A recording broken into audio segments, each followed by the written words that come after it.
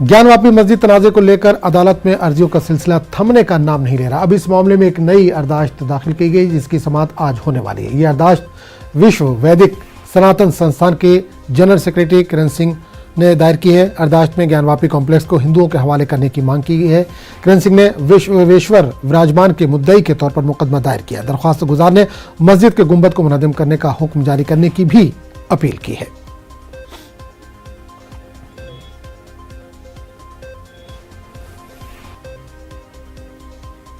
उधर मथुरा शाही ईदगाह मस्जिद मामले में आज जिला जज की अदालत में समाअत होगी। अब तक दायर तमाम अर्जियों पर बैक वक्त समाअत करने का अदालत से मुतालबा किया गया है।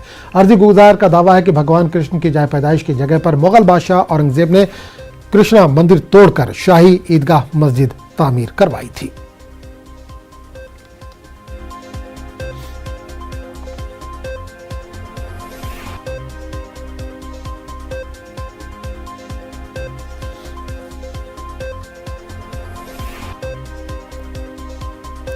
मरकजी हुकूमत ने